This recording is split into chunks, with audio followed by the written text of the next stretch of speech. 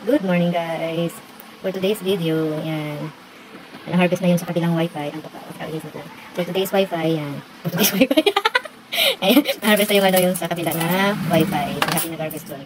So, ito na siya. Dinipilan mo.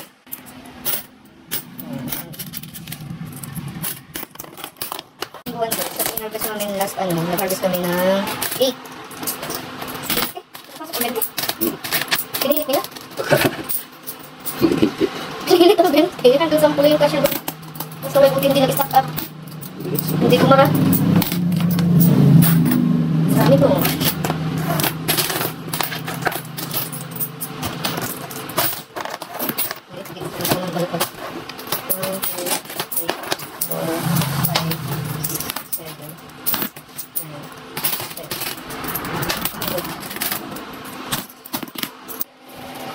Guys, yun sa kabilang wifi. As in, walang nagbabantay doon kasi hindi na kami doon nakatira.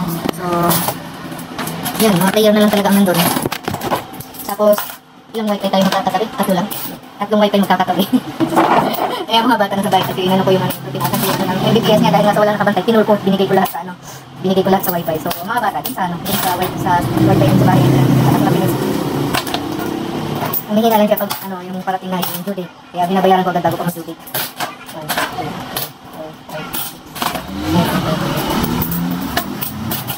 Tapos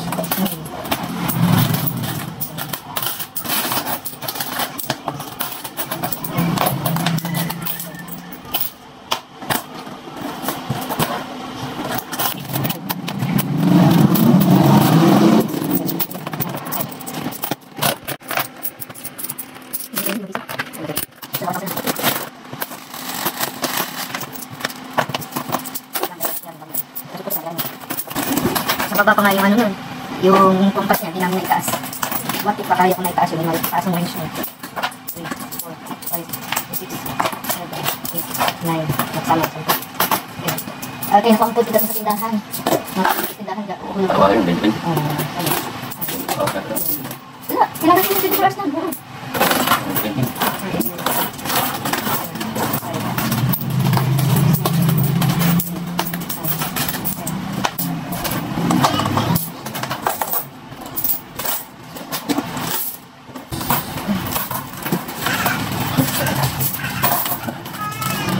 Ay. Ano yan? Tama siya tumagi. Wala na? Wala na?